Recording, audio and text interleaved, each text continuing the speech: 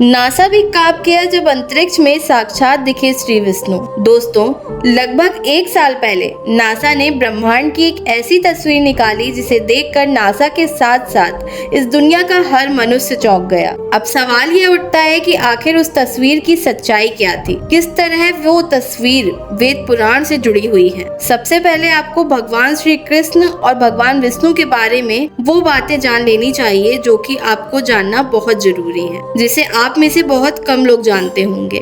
साथ ही उन बातों का जुड़ाव नासा को मिली उस चौंकाने वाली तस्वीर से भी है। भगवान श्री कृष्ण ने गीता में एक वाक्य कहा है कि इस दुनिया में हर जीव में मैं ही हूँ, कण कण मेरा ही वास है, जीवों की आत्मा भी मैं हूँ। कल भी मैं था, आज भी मैं हूँ और कल भी मैं ही रहूंगा। इस दुनिया के आरंभ में भी मैं हूँ और इस दुनिया के मध्य में भी मैं हूँ और अंत में भी मैं ही रहूंगा। वही दूसरी तरफ अगर हम वेदों ग्रंथों की तरफ नजर डालें तो पता चलता है कि भगवान विष्णु को 3 श्रेणियों में बांटा गया है। पहले है महाविष्णु। महाविष्णु मतलब वो परम ब्रह्म जिसने संसार का बीज बोया और इस दुनिया में जो कुछ भी मौजूद है सिर्फ इन्हीं की वजह से है। आपकी आत्मा वही है, यहाँ तक कि आपकी बुद्धि भी सब कुछ महाविष्णु की ही देन मानी जाती है। दूसरे हैं क्षीरोदशाई विष्णु। जब हम बात करते हैं कि हर जगह भगवान है, हवा में, मनुष्य में, धरती में, कण कण में, अर्थात छोटी से छोटी चीज में, तो वहाँ बात की जाती है क्षीरोदशाई विष्णु की। तीसरे और अंतिम है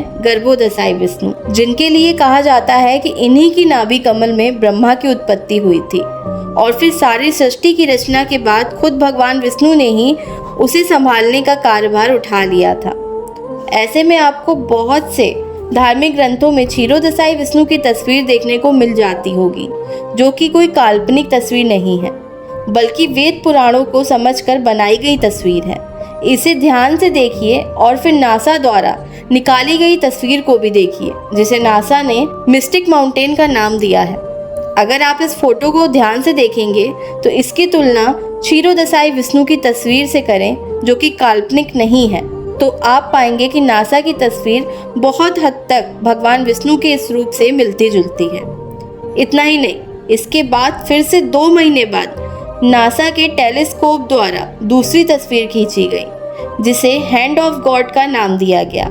इसे ध्यान से देखने पर आपको लगेगा कि किसी भगवान का हाथ आपके सामने है। जब ये वाली तस्वीर नासा द्वारा लोगों के बीच आई तो लोग चौंकने लगे और दोनों ही फोटो को भगवान से जुड़ते हुए बड़ी तेजी से सोशल मीडिया पर वायरल कर दिया गया। धीरे धीरे इन तस्वीरों ने पूरी दुनिया में तहलका मचा दिया। कुछ लोगों ने हाथ वाली तस्वीर के लिए यह भी कह दिया कि यह तस्वीर ब्रह्मांड की अंतिम चोटी से निकलती हुई दिखाई दे रही है और उंगलियों के ऊपर सुदर्शन चक्र है। इसका मतलब यह हुआ कि आप माने या ना माने, इस दुनिया की हर चीज, यहाँ तक कि पूरी की पूरी दुनिया भगवान विष्णु के अंदर विद्यमान है। इसलिए समय समय पर प्रकृति ऐसे चमत्कार दिखाती रहती है जिसे देखकर विज्ञान के भी होश उड़ जाते हैं। लेकिन अफसोस यह है कि विज्ञान इन सभी बातों पर बहुत कम विश्वास करता है या करता ही नहीं है। जब तक तस्वीर ट्विटर और इंस्टाग्राम पर फैली तो लाखों करोड़ों लोगों ने इसे भगवान क्षीरोदशाई विष्णु जी की तस्वीर मानी और यह भी बताया कि क्षीरोदशाई विष्णु अपनी योग निद्रा में विश्राम कर रहे हैं। अब यहाँ बहुत सारे लोग यह भी कह सकते हैं कि ये गलत है और विज्ञान की वजह से ही इस दुनिया में सब कुछ संभव हो पाया है। विज्ञान ने ही इस दुनिया को उत्पन्न किया है। दोस्तों, आपके आसपास भी ऐसे विचार वाले व्यक्ति अवश्य होंगे और विज्ञान भी इसे ही सही साबित करने के लिए बिग बैंग की थ्योरी सामने रख देता है, जिसके मुताबिक कहा गया है कि इस ब्रह्मांड की उत्पत्ति एक बड़े से गोले के विस्फोट से हुई।